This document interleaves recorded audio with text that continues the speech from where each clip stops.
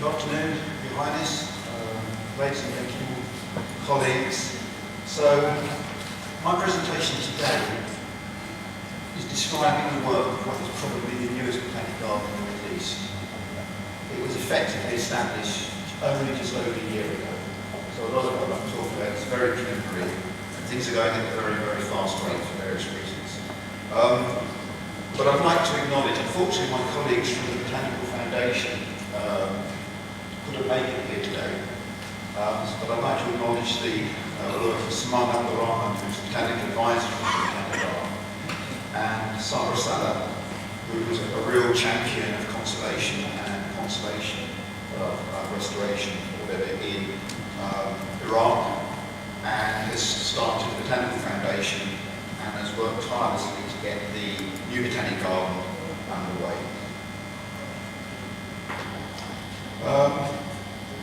First of all, where are we working? So it's Iraqi Kurdistan. We've been involved in research projects there for about 5 years now, mainly funded by the Dharma Initiative, working with an NGO Nature Iraq, looking at setting up a protected area network, protected area system, but also doing some work in socio-economic studies in a small, fairly small, well, reasonably sized mountain chain near Sulaimani.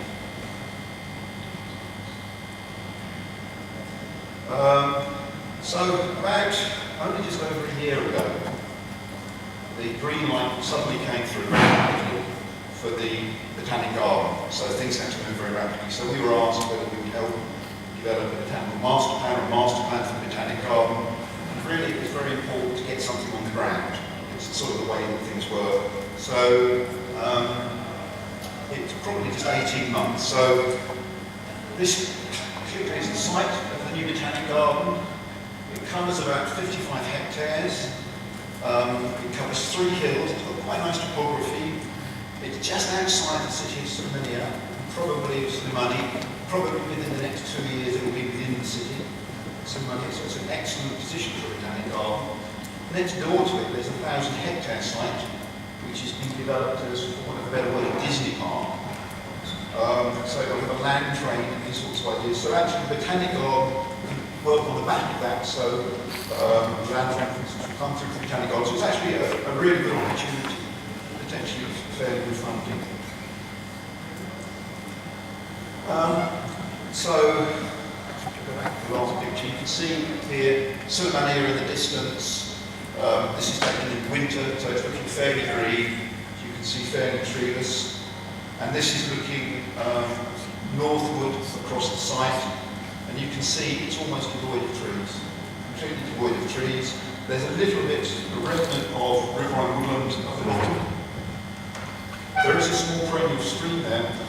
Part of the programme, there will be developing a dam system upriver, so there should be reasonable water for the Botanic Garden as a whole. The Botanic Garden, the idea is a bit like the Amman Botanic Garden, ecological plantings, only using Iraqi, in this case, Iraqi Kurdistan plants, of which there's actually a remarkably good selection. So, as I say, see that there's no plants on this area at all. So, one of the first questions is, what should this area look like?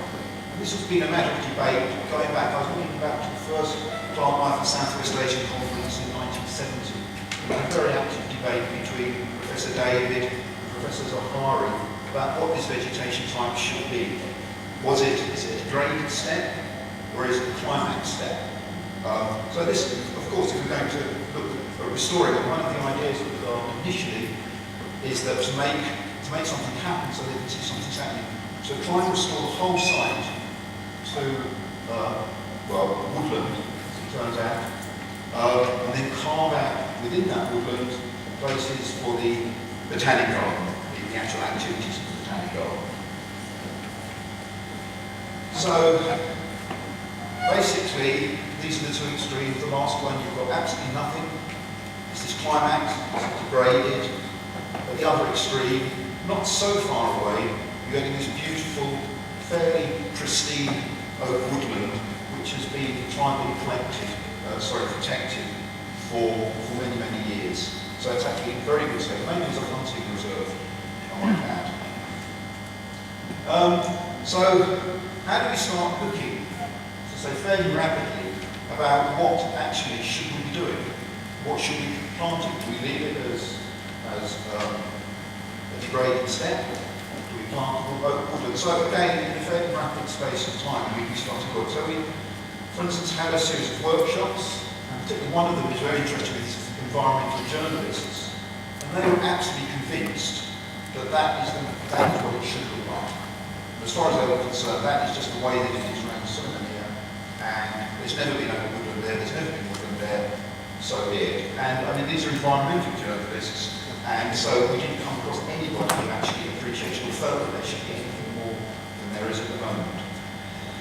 And of course, a lot of this goes back to the fact that more than probably any other spot on Earth, this area, our areas in the near Jarmo here, is part of the Fertile Crescent. So it's the landscape has been actively changed for probably at least 9,000 years. Jarmo, which is a site very close to Sulaimani, is a Neolithic site, one of the earliest known Neolithic sites, and it's more or less contemporary with Jericho. So it goes back to the very roots of agriculture, and also, consequently, the area has been changing ever since. To try and get a slightly more recent view of it, one of the things we can do is start looking at particularly travellers' tales, and this is rather nice. This was Claudius James Rich, a British business agent, traveller and antiquarian scholar, who travelled up the Tigris, stayed in Sulaimani for a while. And this was in 1820, and when he spoke to people in 1820, he reports that there are no trees around Sulaimani. So this is 200 years ago, there are no trees there, except in protected areas, and these typically are small graveyards, where you get ancient trees. I'll come back to that in a minute. He then spoke to people, had mentions a few interviews, and spoke to somebody who said, well actually, over the last few years, things have been declining rapidly. And this went back to the establishment of Sulaimani in about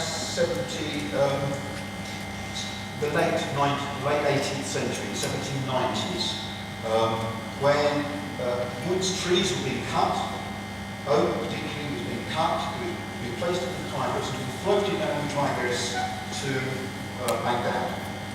On top of that, trees were used for the building of Sulaimani, which is the second city of Iraq, relatively small then, so it's effectively a new city there.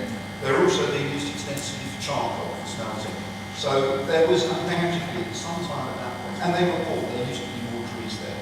So we get an idea that between 200 and 250, we're seeing a period of change. But it at least shows us that actually what we're looking at probably is woodland. And this is actually the case. If you drive from Sulaimani right the way through to the Iranian border, there's barely a tree to be found. Right the way across there. Odd trees dotted about on small, inaccessible crags, but again, evidence of lots of tells, evidence of very intensive agriculture. But also, these are intensively used mountains. There's not one stretch of them that hasn't been used. So one of the things we were doing prior to this program was looking at developing socioeconomic studies, so developing traditional manual traditional land management for one particular mountain to try and get a handle on actually what's going on there. And actually, trees don't lie. This was an expression Zahari used in 1970 at a debate at the Ploswell meeting, debating with Professor Davis, who was at Edinburgh then, produced the floor of Turkey, about Anatolia. Were the Anatolian highlands? Was this Anatolian? Was the climax? Was it this tragicamp, low, shrubby, woody vegetation, or was it trees? Davis said, no, it's the first. Zahari says, and he says it's an old Arabic expression, you can tell me if I'm wrong, or whether Zahari was wrong, trees don't lie. So he used a lot of evidence about trees, small patches of trees, left particularly in graveyards, which were protected for various reasons. And we've had examples of that around Sulaimani. So in Florida, Iraq mentions Gibbet, in the 1950s, visited probably the same graveyard that Rich looked at, as far as we can see, 200 years before. We haven't been able to find it, where there were still oak trees, and what's more, it wasn't just oak trees, but it was herbaceous plants associated with the oak woodland. So it was actually quite nice. As I said, quite by chance, I suppose, we had at the same time been undertaking quite intensive studies on this mountain, beautiful mountain, just out of Sulaimani, and it actually extends into Sulaimani. So at one end of it is completely free of vegetation, at the other end you're getting, you can't really see it, but actually quite nice woodland and various stages of woodland. So we then carried out,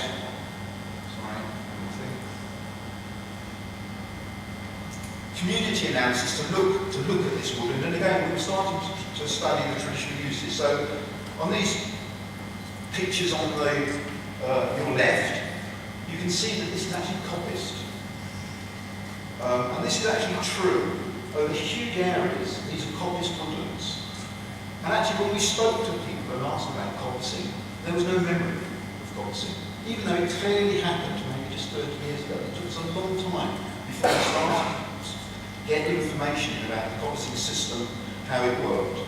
And what also became clear, and again we have no scientific evidence, but it's only observational evidence, is that the coppiced oak woodlands are probably far richer in biodiversity than the uncoppiced woodlands. And actually, our bird colleagues tell us that what we actually need is coppicing. In Britain we would put it coppicing standards. So we need old trees in there for certain birds, which are old wood, and the almonds left. So when we're looking at restoration, it's not just putting it in, but it's then the management.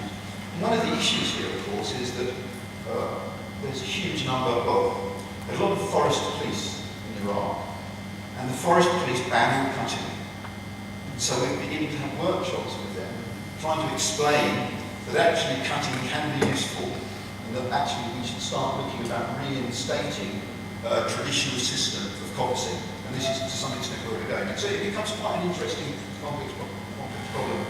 So, as I say, we analysed the vegetation. It was quite good. So we got three distinct groups of vegetation. You can see the same sort of thing was going from the areas which were pretty well uncut, the good woodland, through to some of the clear woodland. So we can see a relationship. So basically, for no other reason than it needed to be green. It needed to be green, and we needed to do something first. We hit upon planting lists, which would give us a framework for at a similar altitude what the garden should consist of. Clearly, the framework mainly involves trees and shrubs, but we also did extensive work on the other forms of biodiversity, so history of birds, and we've just got some really nice citizen programs looking at butterflies. If you look on the line with people, and dragonflies, people putting in dragonfly and butterfly identification.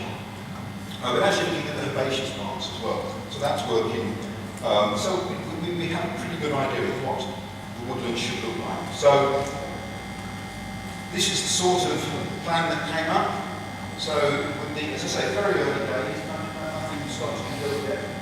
The building is all concentrated in one area, with the rest of the area basically a massive restoration area.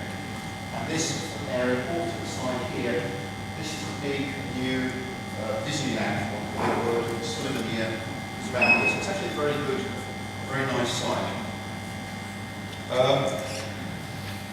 We also wanted to look at some of the other vegetation types, clearly because of the paddock garden, part of the role of monitoring or conservation and restoration is not only to concentrate on one vegetation type. So we're looking at, so for instance, this is the riverine forest, of which there is a small patch left. So in that sense, what we're then looking at is to produce what is effectively a curved hillside on one of the hills, which goes from the restaurant to the top, to the straight to the garden there, and then goes down through various enhanced zones. So this is a more heavily, this is not really restoration, it's landscaping, but from an educational point of view, indicates what you might find at various areas. Various altitudes. Just the last couple of slides. As I say, everything happened very rapidly, so the first thing we did, we just had a quick look at what was available. So we surveyed the various nurseries in the area. We actually discovered that the Ministry of Agriculture had a fairly large nursery and was already growing thousands and thousands of indigenous plants, trees, which they were using there is no restoration program in Iraq, I should say, that nothing started yet. But there's clearly a view to that. So we already had trees, a lot of them were too old. We looked at, we're trying to look at, from the point of view of the botanic garden, planting out probably 2 years, 2 years on old trees. These ones, they say almost certainly came from Caradar. Clearly it would be nice to know exactly where they came from, the circumstances under which they were collected and all the commercial database. But I think what is more important at this stage is that we just get something done. So they're growing lots of these plants. So the first thing, this is the last slide, which is happening, and this is Sabah Salim breaking the ground for the first time. And so really what we're trying to do then is start to develop, they'll be planting, and sorry, in the background you can see the exotic plantings of the Disneyland, which is the purely exotic trees. And again, we've been trying to persuade them to have a sort of a buffer. I think this will work and start increasing the proportion of native species. So starting planting these trees out, they'll be watered for the first year. They have some experience of this and not afterwards. So rather than an irrigation system, they'll just literally they'll be planted, they'll have hot water, whatever. And this just began to get started. And the idea is that initially, at least, these should be done in experimental plots. As I say, things are going very rapidly, so we are not restoration experts. What we will be looking at now is getting things like seed gathering sorted out, seed storage sorted out, something that Mark was talking about, germination. So really, it's an exciting new program. It's the first new botanic garden. There are botanic gardens in Iraq. This is the first new one. And there's a big team behind, a very enthusiastic team. And again, talking about the Botanic Garden Network, this would be one of the things we'd really like to evolve. For instance, some of the closest similarities, if you like, in vegetation are going to be in the Jordan Botanic Garden. So to be able to get exchanges of staff, exchanges of training. So a botanical garden network in the region would actually work extremely well, because we have prioritised training, really, is the most important thing. People are trained, very highly trained there in horticulture, but it's crop production horticulture. So we need to go back. So again, we're starting a training program. So it's an exciting project, early days, very pragmatic. A lot of things have not been done in what you might call the scientific, politically correct way, but we feel it's more important to get something done now. And if you like, not exactly pick the pieces up, but start thinking about how we then turn this into a more, let's say, scientifically, politically correct way of doing things. Anyway, thank you.